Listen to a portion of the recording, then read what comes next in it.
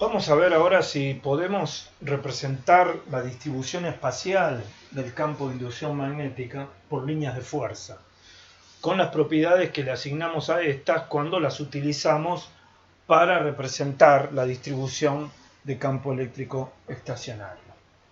Recuerden las propiedades de la línea de fuerza, son líneas tales que el campo vectorial representado es tangente a ella en todos sus puntos y la distribución espacial de las líneas de fuerza es tal que la cantidad de ellas por unidad de superficie normal a ellas es proporcional al módulo del campo vectorial. No cualquier campo vectorial es representable por líneas de fuerza, de manera que lo que vamos a hacer aquí es verificar si esto es posible para los casos en los que hemos obtenido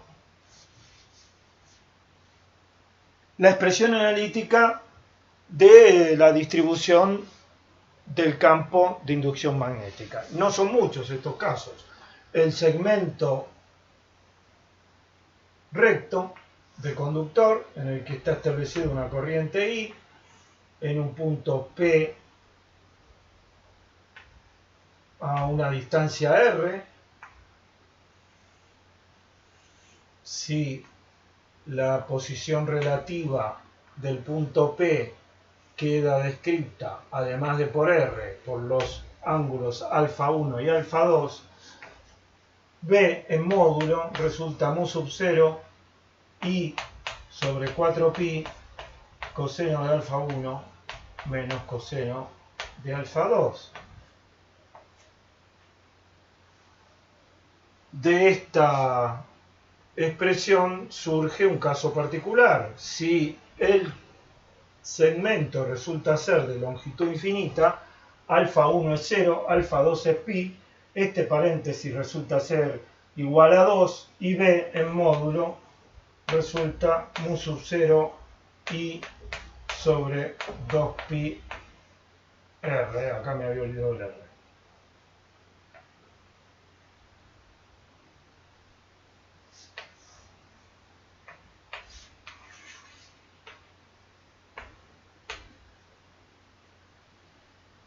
En cuanto a la dirección y el sentido, habíamos visto, aplicando la ley de Biot-Savart, que en este esquema B resultaba ser perpendicular al plano del pizarrón y entrante, lo cual surgía de la regla de la mano derecha sobre la ley de Biot-Savart.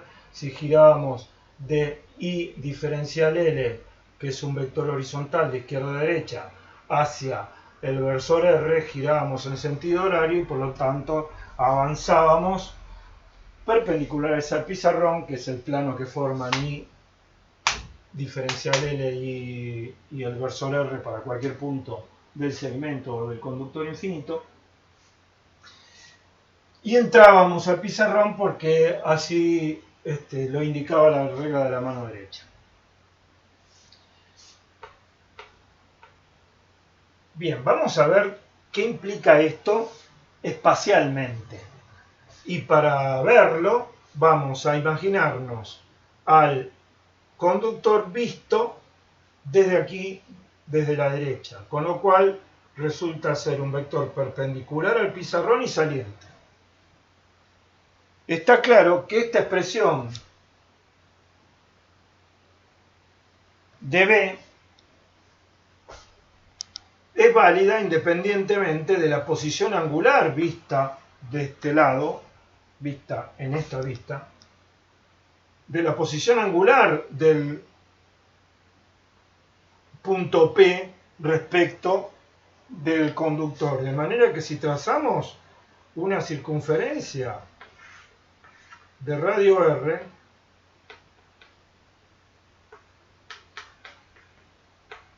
lo que vamos a obtener es que el vector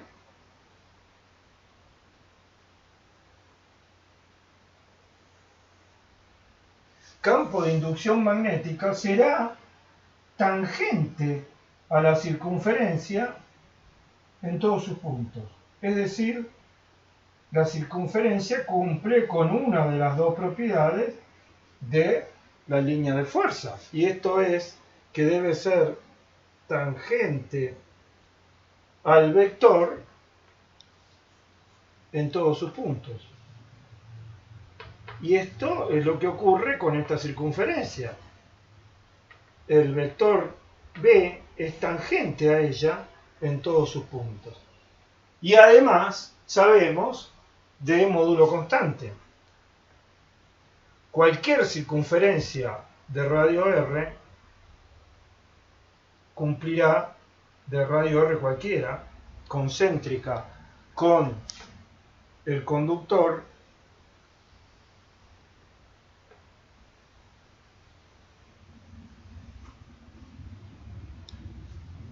tendrá las mismas características. Y respecto de la segunda propiedad, y esto es que la densidad de líneas por unidad de superficie normal a ella sea directamente proporcional al módulo, lo logramos por la misma vía que lo hicimos para representar el módulo del campo eléctrico en el caso de una línea infinita de carga, porque el módulo del campo eléctrico también disminuía en forma inversamente proporcional a la distancia de la línea de carga.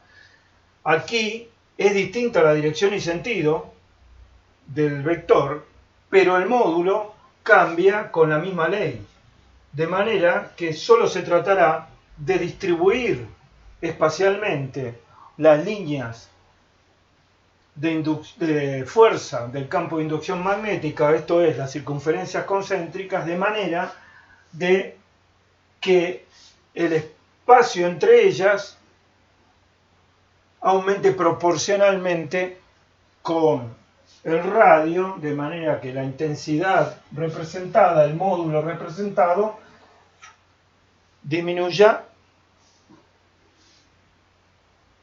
en forma proporcional a la inversa del radio.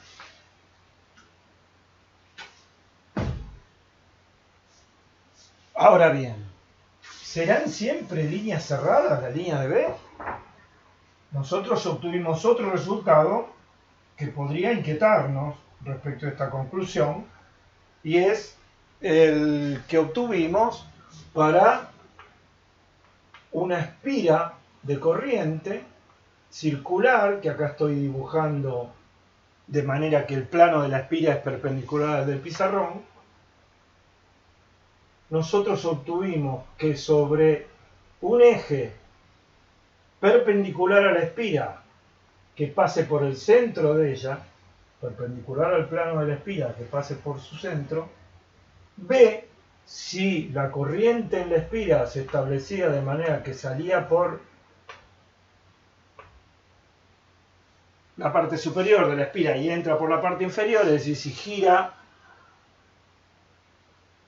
saliendo desde arriba y entrando abajo, el campo de inducción magnética resultaba ser una recta, es decir, resultaba tener la dirección de la perpendicular al plano de la espira que pasa por su centro, y en este caso de izquierda a derecha atravesándolo en el centro, no pasaba por módulo cero en el centro. Esto no es una línea cerrada, y esto es lo que puede generarnos alguna inquietud. Sin embargo, podemos razonar de la siguiente manera. Si nos ubicamos suficientemente cerca del conductor, es decir, de la espira, en cualquier punto, que es suficientemente cerca, a una distancia mucho menor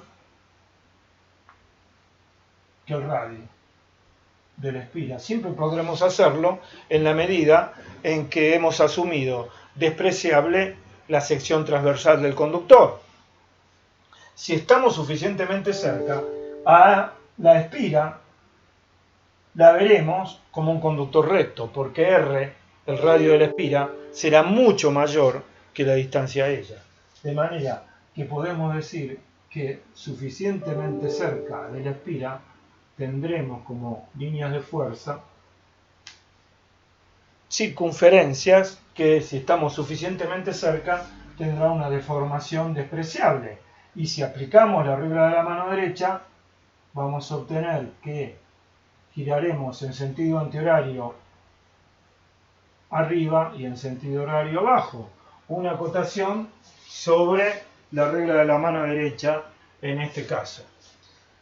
Aparece una forma de aplicarla más sencilla, que es ubicando el pulgar en la dirección y sentido de la corriente, los dedos, el resto de los dedos, giran con el campo de inducción magnética. Acá en esta vista el pulgar sale perpendicular al pizarrón y los dedos giran con el campo magnético, y esto también es lo que ocurre con la regla de la rosca derecha. Esta rosca es derecha. Si ponemos a la botella apuntando en la dirección y sentido de la corriente y giramos, miren mi mano derecha, al girar desenrosco y sale.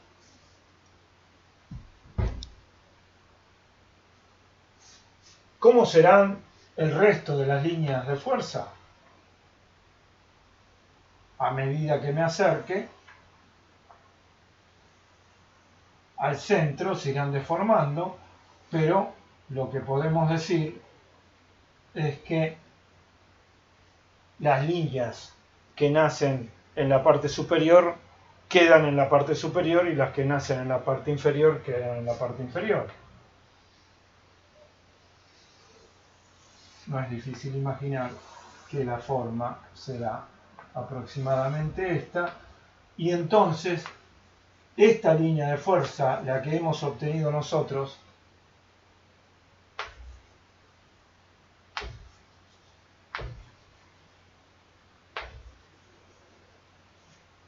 es un caso límite, es una curva que se cierra en el infinito y por eso es una recta.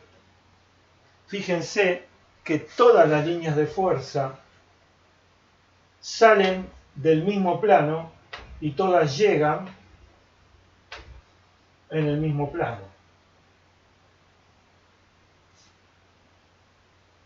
Lo siguiente que podemos preguntarnos es qué pasará si en vez de una espira tengo un arreglo de 2 espiras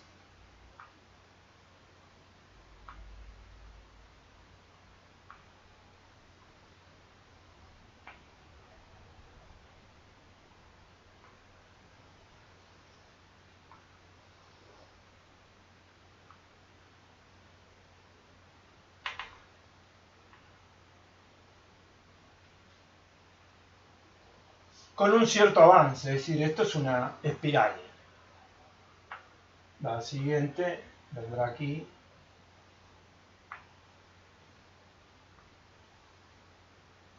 Y si esto es una bobina de 2 espiras, tiene este desarrollo axial que he exagerado para poder mostrar lo que estoy por mostrar.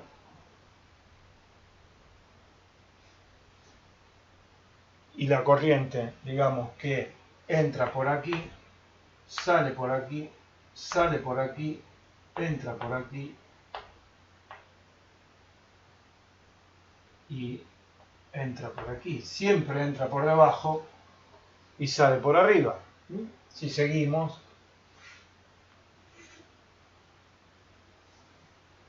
pero para imaginarnos 2 vueltas completas, terminamos aquí abajo. Esto sería una bobina, de 2 espiras muy separadas. Sin embargo, podemos ver lo siguiente. Suficientemente cerca de esta espira, la primera de la derecha, la argumentación es la misma que aquí.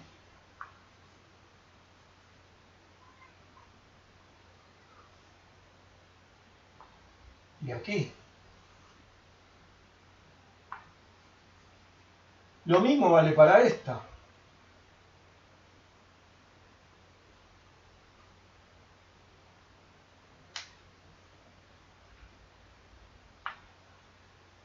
Fíjense lo que pasa en la zona entre las espiras. Los campos de inducción magnética creados por una y por otra se contraponen. El resultado de esta superposición será un debilitamiento del campo de inducción magnética acá, de manera que no es muy difícil imaginarse que a poco que me aleje lo que obtendré es esto.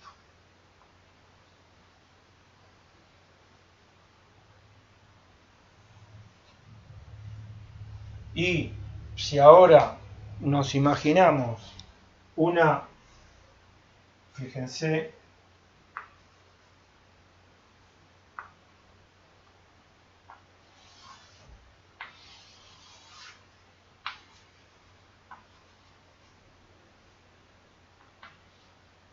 que de nuevo todas las líneas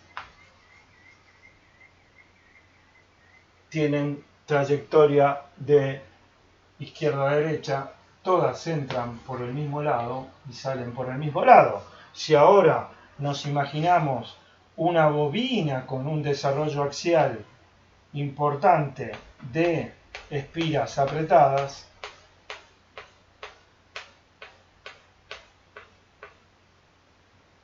el campo de inducción magnética creado por este arreglo que llamamos solenoide tendrá este aspecto.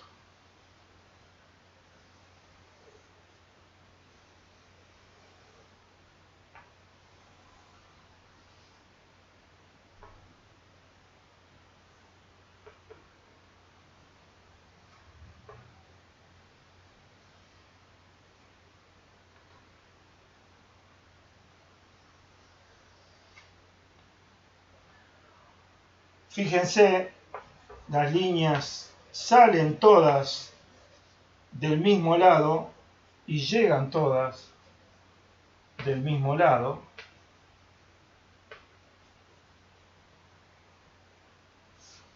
A este arreglo lo llamamos solenoide y vamos a llamar norte a la sección de la que salen las líneas de fuerza y sur la sección por la que llegan, por la que arriban. Este será un polo norte de este arreglo que es un solenoide y este será el polo sur. Y si ahora llevamos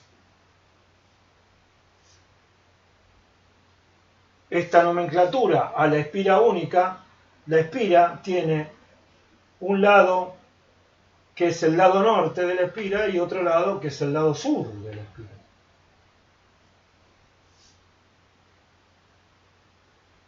Hemos obtenido estos resultados cualitativamente a partir de lo que obtuvimos en unos pocos casos aplicando la ley de Biot-Savart. Estamos en condiciones ahora de dar el siguiente paso, que es presentar las propiedades integrales del campo de inducción magnética, y esto es lo que vamos a hacer en los bloques que siguen.